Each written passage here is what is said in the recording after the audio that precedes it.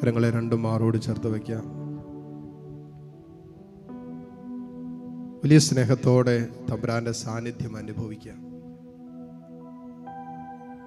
വിശുദ്ധരൊക്കെ വിശുദ്ധരായി തീർന്നത് ലോകത്തിന്റെ സാന്നിധ്യം കൊണ്ടല്ല, ലോകത്തിലായിരുന്നിട്ടും ലോകത്തിൻ്റെതല്ലാതെ യേശുവിൻ്റെതായി ജീവിച്ചത് കൊണ്ടാണ്. യോഹന്നാന്റെ സുവിശേഷം 15:19 അതല്ലേ പറഞ്ഞു വെച്ചിരിക്കുന്നത്? ഞാൻ നിങ്ങളെ ഈ ലോകത്തിൽ നിന്നും തെരഞ്ഞെടുത്തിരിക്കുന്നു. നിങ്ങൾ ലോകത്തിൻ്റെതല്ല. നിങ്ങൾ ലോകത്തിൻ്റെതായിരുന്നുവെങ്കിൽ ലോകം തനിക്ക് സ്വന്തമായുള്ളതിനെ സ്നേഹിക്കുമായിരുന്നു. എന്നാൽ ഞാൻ നിങ്ങളെ ലോകത്തിൽ നിന്നും തെരഞ്ഞെടുത്തത് കൊണ്ട് നിങ്ങളെ ദുഷ്ടൻ വെറുക്കുന്നു എന്നാണ് വചനം പറയുന്നത്. നമ്മൾ കർത്താവിൻ്റെ സ്വന്തമായി ജീവിക്കാൻ വിളിക്കപ്പെട്ടവരാണ്.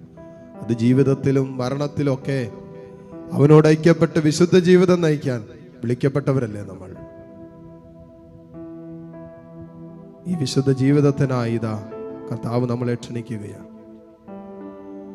നമ്മുടെ മനസ്സും നമ്മുടെ മനോഭാവങ്ങളും വിശുദ്ധീകരിക്കപ്പെടണ്ടേ? നമ്മുടെ ചിന്തകളും നമ്മുടെ ആഗ്രഹങ്ങളെല്ലാം വിശുദ്ധീകരിക്കപ്പെടണ്ടേ? നമ്മുടെ ഹൃദയവും നമ്മുടെ ഹൃദയത്തിന്റെ എല്ലാ ദാഹങ്ങളും വിശുദ്ധീകരിക്കപ്പെടേണ്ടതല്ലേ? ഒരു വിശുദ്ധ ജീവിതത്തിന് വേണ്ടി ആഗ്രഹിക്കുന്നവരെല്ലാം ഈ സാന്നിധ്യത്തിൽ നിരന്തരമായി ജീവിതത്തെ സമർപ്പിച്ചിട്ടാ വിശുദ്ധീകരിക്കപ്പെട്ടത്. തമ്പുരാന്റെ സാന്നിധ്യം കൂടാതെ ഒരു വിശുദ്ധീകരണം നമ്മളിൽ സംഭവിക്കില്ല. ഈ ലോകത്തിന് നമ്മളെ വിശുദ്ധീകരിക്കാൻ പറ്റില്ല. ഈ ലോകത്തിന് നമ്മുടെ ശരീരത്തെ വിശുദ്ധീകരിക്കാൻ പറ്റുമായിരിക്കും, പക്ഷേ നമ്മുടെ ആത്മാവിന്റെ കറകൾ കഴുകി വിശുദ്ധീകരിച്ച് സ്വർഗരാജ്യത്തിന് നമ്മളെ അവകാശികളാക്കി മാറ്റണമെങ്കിൽ അത് തമ്പുരാന്റെ സാന്നിധ്യത്തിന് മാത്രമേ പറ്റൂ. അതുകൊണ്ടാണല്ലോ ഈ സാന്നിധ്യത്തിൽ നമ്മളായിരിക്കുന്നത്.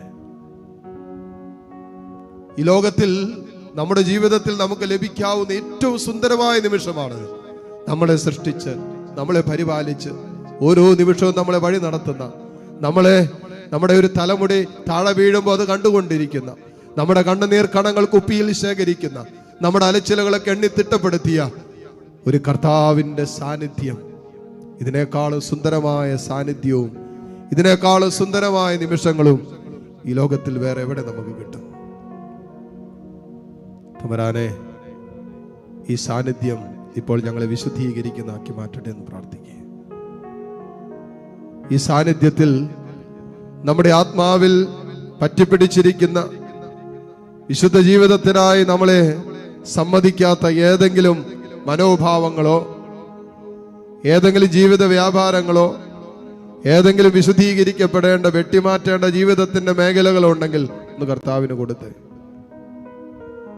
തമ്പുരാനോട് പറഞ്ഞ, തമ്പുരാനെ, നിന്റെ ഈ പരിശുദ്ധ സ്നേഹ സാന്നിധ്യം എന്നെ വിശുദ്ധീകരിക്കട്ടെ. എൻ്റെ കരങ്ങൾ വിശുദ്ധമല്ല, എൻ്റെ കാതുകൾ വിശുദ്ധമല്ല, എൻ്റെ കണ്ണുകളും എൻ്റെ അധരങ്ങളും എൻ്റെ ഇന്ദ്രിയങ്ങളും എൻ്റെ ഹൃദയമൊന്നും വിശുദ്ധമല്ല. തമ്പുരാനെ, പരിശുദ്ധനായവനെ അനുഭവിക്കാൻ വചനം പറയുന്നത് അവൻ്റെ പരിശുദ്ധിയിലേക്ക് വളരുക എന്നാണല്ലോ. തമ്പുരാനെ, നിന്നെ അറിയാൻ, നിന്നെ അനുഭവിക്കാൻ, നിന്റെ സ്നേഹത്തിന്റെ മാധുര്യം ആസ്വദിക്കാൻ ഞങ്ങളുടെ ഹൃദയങ്ങളെ വിശുദ്ധീകരിക്കണമേ എന്ന് പ്രാർത്ഥിക്കട്ടെ. കരങ്ങൾ ഈശോയിലേക്ക് നീട്ടിപ്പിടിക്കാം. എവിടെയൊക്കെ അശുദ്ധി കടന്നുകൂടിയിട്ടുണ്ടോ അതെല്ലാം വിശുദ്ധീകരിക്കപ്പെടാൻ ആഗ്രഹിക്കാം. ഈശോയെ എന്ന് വിളിക്കാം. ഹൃദയം കൊണ്ട് തമ്പുരാന്റെ സ്നേഹത്തിൽ നിറയാൻ ആഗ്രഹിക്കാം. ഉള്ളുകൊണ്ട് ഈശോയെ വിളിക്കാം. നമ്മുടെ മനോഭാവങ്ങൾ വിശുദ്ധീകരിക്കപ്പെടണം. സ്വാർത്ഥതയുടെ മനോഭാവങ്ങളുണ്ടോ? വിശുദ്ധീകരിക്കപ്പെടണം. അഹങ്കാരത്തിന്റെ മനോഭാവങ്ങളുണ്ടോ? അത് വിശുദ്ധീകരിക്കപ്പെടണം. അസൂയയുടെ മനോഭാവങ്ങളുണ്ടോ? അത് വിശുദ്ധീകരിക്കപ്പെടണം. വിട്ടുകൊടുക്കാൻ പറ്റാത്ത മനോഭാവങ്ങളുണ്ടോ? അത് വിശുദ്ധീകരിക്കപ്പെടണം. ഓ ദൈവമേ, നിന്നെ സ്നേഹിക്കുന്നതിന് തടസ്സമായി നിൽക്കുന്ന എല്ലാ മനോഭാവങ്ങളിൽ നിന്നും ഞങ്ങളെ വിശുദ്ധീകരിക്കണമേ എന്ന് ആത്മാർത്ഥമായി പ്രാർത്ഥിക്കട്ടെ. Hallelujah, hallelujah. ഈശോയെ ആരാധന, ആരാധന, ആരാധന, ആരാധന, ആരാധന, ആരാധന, ആരാധന. പ്രിയനേ യേശുവേ രക്ഷകാ,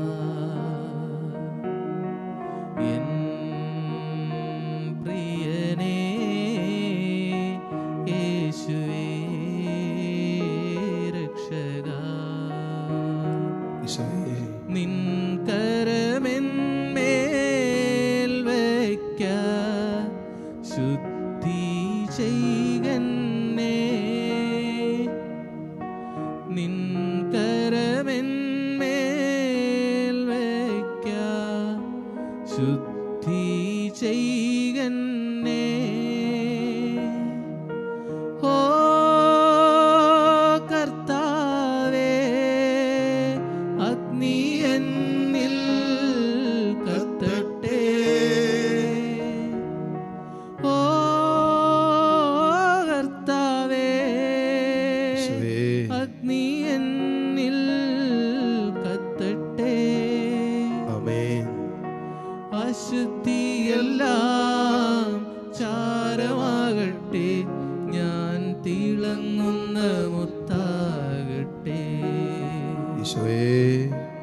അശുദ്ധിയെല്ലാം ചാരമാകട്ടെ, ഞാൻ തിളങ്ങുന്ന മുത്താകട്ടെ.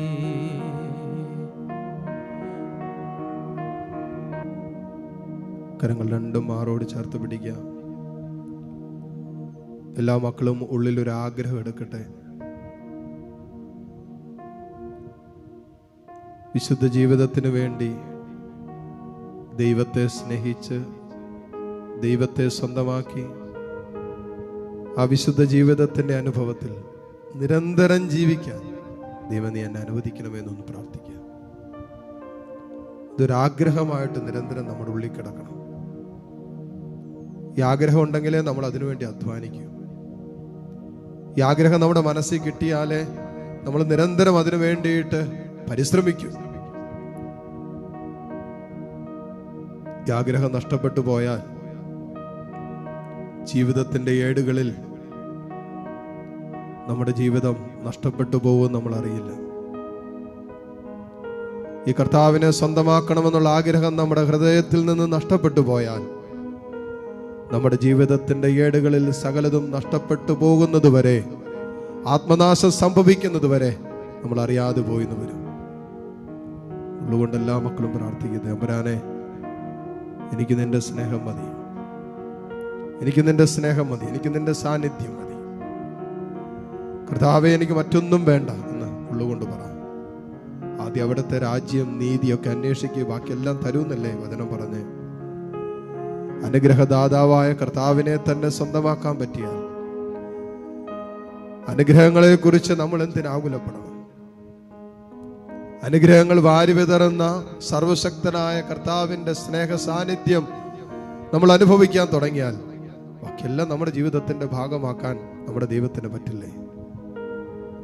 റോമ 8:32 സ്വപുത്രനെ പോലും മാറ്റിവെക്കാതെ അവനെ എനിക്കും നിനക്കും വേണ്ടി ദാനമായി തന്നവൻ അവനോടുകൂടെ സമസ്തവും ദാനമായി തരാതിരിക്കുമോ? സ്വന്തം പുത്രനെ തന്നെങ്കിൽ ബാക്കിയെല്ലാം ദൈവം തരില്ലേ? തമ്പുരാനെ സ്വന്തമാക്ക്, പുത്രനെ സ്വന്തമാക്കുന്നവന് എല്ലാം തരൂന്ന് അസുർഗം പറഞ്ഞിരിക്കുന്നത്. ഈശോയെ, നിന്നെ അറിയാൻ എന്നെ അനുവദിക്കണമേ, നിന്നെ അനുഭവിക്കാൻ എന്നെ അനുവദിക്കണമേ, നിന്റെ സ്നേഹത്താൽ എന്നെ വിശുദ്ധീകരിക്കണമേ എന്ന് എല്ലാ മക്കളും ഒരിക്കൽ കൂടി പ്രാർത്ഥിക്കട്ടെ. താഴ്ന്ന സ്വരത്തിൽ ഈശോയെ സ്തുതിക്കട്ടെ. Hallelujah, hallelujah, hallelujah.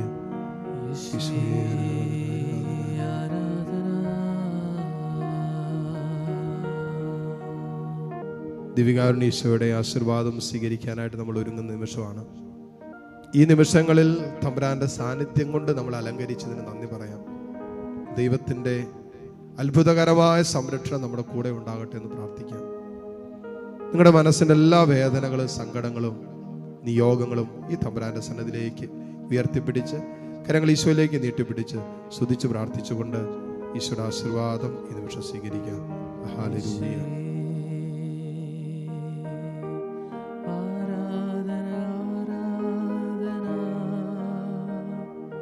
യേശുവേ